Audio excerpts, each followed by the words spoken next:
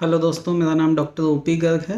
मैं senior consultant हूँ Burdwan Bengal faith hospital में anaesthesia, critical care and pain management में। दोस्तों, आज हम बात करने वाले हैं अवेक ब्रेन सर्जरी, यानी क्या बिना बेहोश किए पेशेंट का दिमाग का सर्जरी या दिमाग का ऑपरेशन किया जा सकता है कि नहीं, और अगर किया जा सकता है तो इसके क्या क्या ऑप्शंस हैं, कैसे किया जा सकता है, इसके क्या फ़ायदे होते हैं, क्या नुकसान होते हैं, ये सभी चीज़ों के बारे में आज हम डिस्कस करेंगे। तो पहली चीज़ तो ये है कि बिना बेहोश किए दिमाग की काफ़ी सारी सर्जरीज की जा सकती हैं, बट इसके लिए कुछ कुछ आपकी प्री रिक्विजिट्स होती हैं, यानी कुछ कुछ प्री कंडीशनिंग होती है कि इन पेशेंट्स के अंदर वो हम सर्जरी कर सकते हैं नर्व ब्लॉक्स के द्वारा। इन पेशेंट्स के अंदर हमको पूरा बेहोश करने की ज़रूरत पड़ती है। तो जैसा कि मैंने आपको बताया कि ब्रेन सर्जरी या स्कल सर्जरी के लिए आपको काफ़ी सारे नर्व ब्लॉक्स देने होते हैं, क्योंकि स्कल एक बहुत बड़ा एरिया है। तो उसके चारों तरफ आपको, अगर मैं एग्जांपल के लिए बोलूँ तो सुप्रा ऑर्बिटल, सुप्रा ट्रोक्लियर, ऑरिकुलोटेम्पोरल, इसी तरीके से पीछे की तरफ ऑक्सीपिटल, काफ़ी सारी आपको नर्व्स ब्लॉक करनी पड़ती है। अगर पूरे दिमाग को या पूरे स्कल को अगर आपको बेहोश करना है या सेंसलेस बनाना है तो ऑलमोस्ट आपको 12 टू अप्रोक्सीमेटली 12 इंजेक्शंस देने पड़ेंगे। So it is not very easy job to do. First thing, आपको वो पूरी एनाटमी, आपको वो सारी नर्व्स की नॉलेज होनी चाहिए, जो नर्व्स आपकी ब्रेन या स्कल के अंदर जो पेन को कैरी करती हैं।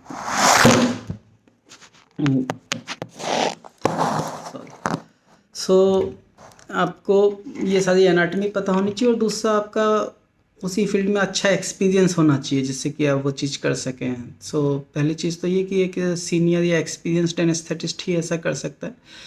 दूसरी चीज़, इसमें पेशेंट का कोऑपरेटिव होना बहुत ज़रूरी है। काफ़ी सारे जो ब्रेन सर्जरी के लिए पेशेंट्स आते हैं वो ऑलरेडी बेहोशी की कंडीशन में ही होते हैं, तो जो कि टोटल बेहोश तो नहीं, लेकिन जो कि मतलब आधा बेहोश, जैसे कॉमन लैंग्वेज में बोलते हैं ड्राउजी टाइप का, या जो अपनी इच्छा से हाथ पांव मार रहा है या अपनी इच्छा से कभी करवट ले रहा है, मतलब आपकी बात फॉलो नहीं कर रहा, आपकी बात नहीं सुन रहा। तो ऐसे पेशेंट्स के अंदर आप नर्व ब्लॉक्स यूज़ नहीं कर सकते, क्योंकि even after giving nerve blocks हो सकता है पेशेंट को दर्द तो नहीं होगा because of nerve blocks, but patient कभी गर्दन इधर हिलाएगा, कभी इधर हिलाएगा, तो आप वो उसको कन्विंस नहीं कर सकते if patient is not alert, if patient is not cooperative। तो आपको पहले ये देखना होगा कि पेशेंट क्या कोऑपरेट कर सकता है कि नहीं कर सकता, क्योंकि काफ़ी बार होता है कि आपने नर्व ब्लॉक्स दे के ये वाला हिस्सा तो सेंसलेस कर दिया, बट देन पेशेंट करवट लेने की कोशिश कर रहा है, पेशेंट बोल रहा है मुझे प्यास लग रही है, पेशेंट बोल रहा है कि मुझे पेशाब जाना है। तो इस तरीके की चीज़ें अगर पेशेंट कोऑपरेटिव नहीं होगा तो आप उसको कन्विंस नहीं कर पाएंगे। और क्योंकि ब्रेन सर्जरी के अंदर अगर थोड़ा सा भी पेशेंट ऐसे गर्दन हिला दे तो कुछ का कुछ हो सकता है, फ़ायदे की जगह नुकसान हो सकता है। आप किसी दूसरी जगह पे ऑपरेट कर रहे हैं, आपका चाकू किसी दूसरी जगह लग गया तो इसका बहुत बड़ा नुकसान भी हो सकता है। तो तो पहले तो पेशेंट का कोऑपरेटिव होना बहुत ज़रूरी है। दूसरी चीज़ मैं बोलूँगा कि काफ़ी सारे जो ब्रेन सर्जरी वाले जो पेशेंट होते हैं उनको एंटी सीजर यानी दौरे की दवाई चलती होती है, उनको दौरे की बीमारी भी होती है। तो दैट जो एपिलेप्सी या जो कहते हैं seizure should be well controlled before operation, क्योंकि अगर ड्यूरिंग ऑपरेशन अगर उनको दौरा पड़ता है तो it will be A disastrous condition. क्योंकि जब हम पूरा बेहोश करते हैं या जब पूरा पेशेंट को एनेस्थेटाइज करते हैं तब वो दौरा नहीं आता, क्योंकि पेशेंट ऑलरेडी मसल रिलैक्सेशन के इफेक्ट में होता है, तो उस समय वो पेशेंट को दौरा नहीं पड़ेगा। लेकिन जब आप केवल नर्व ब्लॉक्स देते हैं तो उसके अंदर तो पेशेंट पूरा जागा हुआ होता है, patient can talk, patient can you see everything. तो उस कंडीशन में पेशेंट को दौरा पड़ सकता है, तो it should be well control. And then third thing, जो ऑपरेटिव टाइम है वो भी आपको देखना होगा, क्योंकि बहुत ज़्यादा देर तक अगर आप किसी पेशेंट को बोले कि आप गर्दन इस तरीके से करके रखिए तो उसको हो सकता है यहाँ पे स्कल में तो पेन ना हो या ब्रेन सर्जरी वाली जगह पे दर्द ना हो, लेकिन ऐसे किए कि उसकी गर्दन में उसको फिर पेन होना स्टार्ट हो जाता है। तो जो ऑपरेटिव जो सर्जिकल टाइम है it should not be very long, say for more than 1 or 2 hours. So these are the things we should consider before taking patient for awake brain surgery. हम लोगों ने हमारे इंस्टीट्यूट के अंदर काफ़ी awake brain surgeries की हैं। मैं इसके बाद इसका वीडियो इसके साथ अटैच करने की कोशिश करूँगा, तो आप वो देख सकते हैं। बट मैं ये बोलूँगा कि this video is only for educational purpose और for awareness. Please don't force any doctor to do same thing, और don't try to be convince doctor कि नहीं उन्होंने ऐसा किया है तो आप भी ऐसा करने की कोशिश कीजिए। हर डॉक्टर की अपनी स्किल होती है, अपना एक्सपीरियंस होता है, एंड मोर इम्पोर्टेंटली पेशेंट की अपनी ज़रूरत के हिसाब से डॉक्टर्स एनेस्थीसिया डिसाइड करते हैं कि उनको क्या देना चाहिए, क्या नहीं देना चाहिए। तो always go by professional advice of anaesthetist. What he thinks good for your patient is good for your patient, that believe me, he will always do good thing for your patient.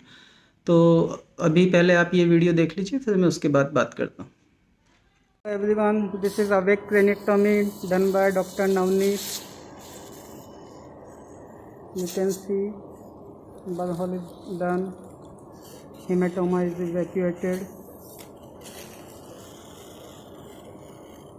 The main thing is patient is fully awake and the operation is done successfully. I will show you the patient face also.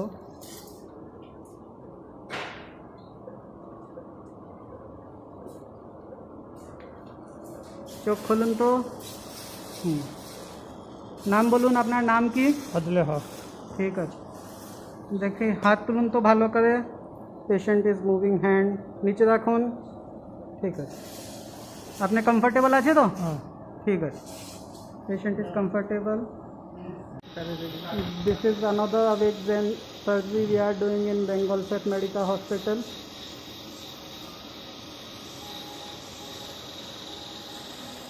Here is drilling the brain, and I will show you the patient also.